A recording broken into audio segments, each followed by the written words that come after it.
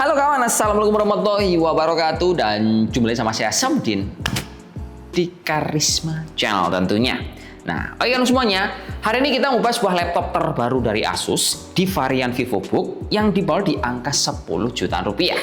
Nah, nanti bro ya, kalau kalian beli laptop ini, kelebihannya itu banyak sekali dan dia minim oleh kekurangan. Nah, ya wis, nggak salah malam bro ya.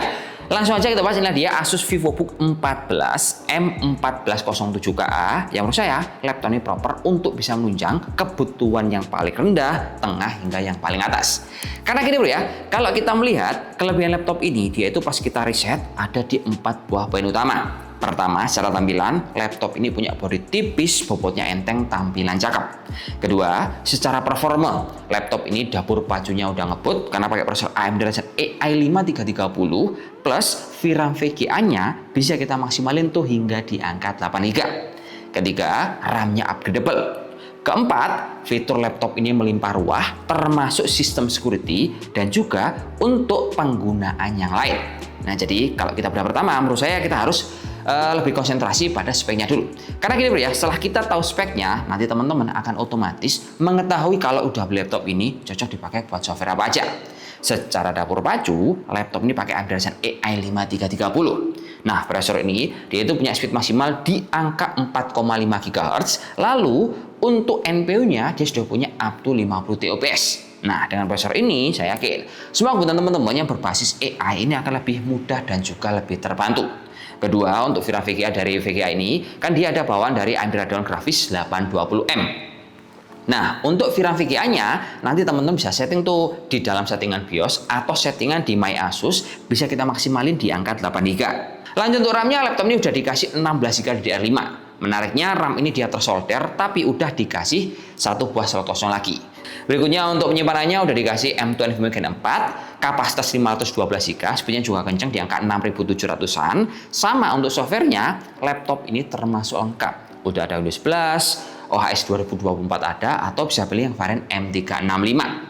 Nah, dari spek tadi bro ya, kalau kita lihat secara fungsi, menurut saya, laptop ini sudah bisa banget untuk mendukung semua kebutuhan kalian. Entah kebutuhannya dasar, menengah hingga tinggi. Contohnya kalau kita ngomong soal kebutuhan dasar itu kayak contohnya kita ngerjain tugas ataupun entry data alias input data, nah dia juga proper. Semisal case yang lain teman-teman mau belajar coding ataupun belajar editing, pakai ini juga cukupan. Dan kalau kita ngomong agak lebih tinggi sedikit untuk analisis data yang gede hingga ribuan, hingga untuk mengerjakan proyek-proyek yang bernilai tinggi, insya Allah menurut saya laptop ini akan menjadi sesuatu yang cukup menyenangkan untuk bisa menemani semua aktivitas kalian. Sebab secara experience, laptop ini juga punya desain yang mendukung sekali. Tampilannya cakep seperti ini. Terus dia juga bodinya tipis enteng, hanya mencapai di angka 1,49 kg. Dan ketebalan laptop ini hanya di angka 1,99 cm.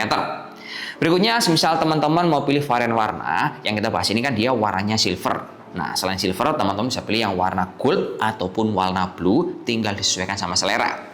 Nah, yang jelas untuk casing ini meskipun dia pakai berbahan plastik ABS, dia itu punya sertifikasi military ke 810H.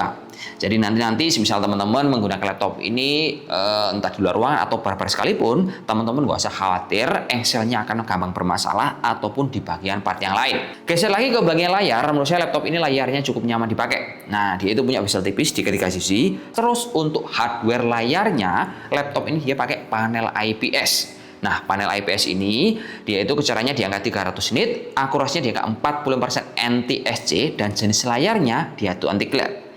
Cuman kalau kita lihat, mungkin kekurangan minor dari laptop ini adalah akurasinya itu dia memang tidak maksimal sekali, tapi udah cukupan. Karena waktu kita tes menggunakan Spider-Bit Data Color, untuk sRGB-nya dia itu di angka 59%. Geser lagi ke bagian kamera, karena laptop ini memiliki fitur AI, kamera ini mungkin terlihat sederhana, tapi fungsinya ini akan jadi lebih maksimal. Nah, ya ki bro.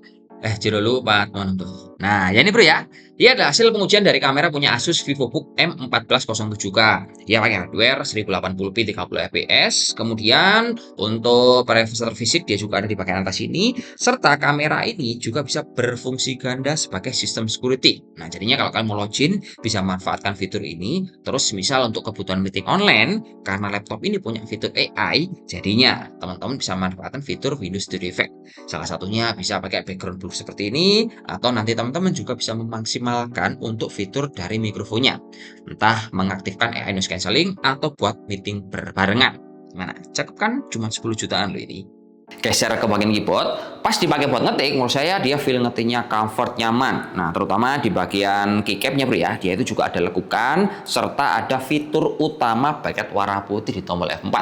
Cuman mungkin minusnya untuk tombol powernya dia menjadi satu di dalam keyboard sini, tapi untuk fitur utamanya, untuk layout keyboard ini dia juga sudah memiliki tombol Copilot preview terpisah. Nah, ini menarik bro ya. Terus untuk touchpadnya pas kita pakai dia cukup nyaman, ukurannya pun lebar. Ini akan mempermudah kalian semisal tidak bawa mouse eksternal. Lanjut untuk kelebihan utama dari laptop ini, kalian juga bisa simak di dalam stiker yang ada di bagian pojok kanan. Nah, mungkin yang belum saya terangin tadi adalah sebuah sistem security yang bernama Microsoft Pluton yang bisa lebih mengamankan data kalian karena Microsoft Pluton ini dia juga melengkapi untuk TPM 2.0. Geser untuk colokan I/O portnya, laptop ini termasuk lengkap, terbagi di sisi kiri kanan. Catatannya untuk colokan Type-C-nya dia multifungsi semua. Bisa untuk copy paste data, untuk ngecas juga bisa, sama bisa juga untuk kebutuhan kalian DisplayPort. Geser ke bagian belakang, kalau kita bongkar laptop ini, dia itu punya baterai yang proper. Ukurannya dia di angka 42 Wh, tapi pas kita pakai, laptop ini mampu bertahan di angka 5-6 jam, itu tanpa dicas sama sekali. Kemudian baterai ini kalau kita mau recas lagi, dia juga punya fitur fast charging. Jadi 30 menit sudah bisa keisi 50%. Lanjut untuk chargernya dia itu pakai Type-C, dayanya di angka 65 watt, dan untuk sistem cooling laptop ini dia menggunakan single fan single exhaust dengan suhu yang menurut saya ini sangat dingin sekali. Karena waktu kita tes untuk kebutuhan benchmark, suhu laptop ini permukaannya hanya mencapai di angka 39 derajat Celcius. Plus untuk suhu dari HW monitor, teman-teman bisa simak data seperti ini. Kemudian untuk suaranya, teman bisa lihat bahwa suaranya ini nyaman, dia pakai Sonic Master dan juga Direct. Jadi kalau untuk kebutuhan nonton film hingga untuk dengerin musik, suaranya proper seperti ini.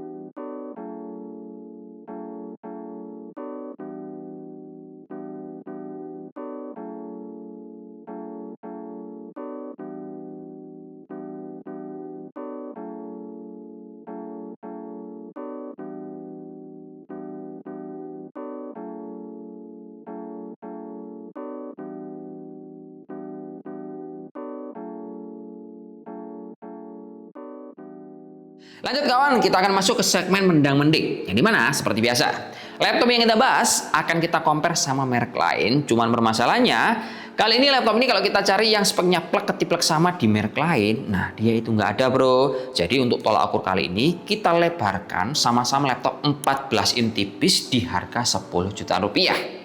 Nah, setelah kita riset data, akhirnya kita menemukan tuh 3 buah kompetitor yang paling dekat dengan laptop ini. Tentunya mereka juga punya kelebihan dan juga kekurangan masing-masing. Nah, merek pertama ada di Lenovo tipe IdeaPad Slim 3 14 ARP10, tipe kedua ada di HP 14 tipe EP1187TU, dan tipe terakhir ketiga ada di Acer Aspirate 15 AL1561P R572. Nah, dari ketiga buah komputer ini, misal kita compare nih sama punyanya si Asus yang kita bahas. Untuk harga yang paling murah, dia ada di punyanya HP yang harganya cuma di angka 9,4 juta rupiah. Nah, kalau kalian cari performa prosesor yang paling ngebut, dari keempat buah laptop termasuk Asus ini bro ya, yang paling gacor ada di Acer Aspire 15 karena dia pakai Ryzen 7 8840S. Tapi kalau kalian cari prosesor yang paling baru dari keempat buah komputer ini, ketiga buah komputer ini, yang paling menang adalah punyanya si Asus karena dia pakai Ryzen 5 AI 340 yang sudah memiliki NPU. Plus, kalau kalian pakai Asus ini bro, fiturnya ini jauh lebih melimpah ruah. Entah dari segi sistem security, kemudian kalian pakai laptopnya, hingga fitur-fitur yang lain. Contohnya yang sepele adalah kayak touchpad dia bisa multi gesture. Nah, kalau kalian beli merek lain, dia itu nggak ada fitur-fitur yang mungkin kurang lengkap seperti ini. Jadi tetap BYOS aja kalau kalian mau milih, tinggal tentukan mana yang cocok sama harga, tentunya service centernya yang paling dekat dengan kota kalian.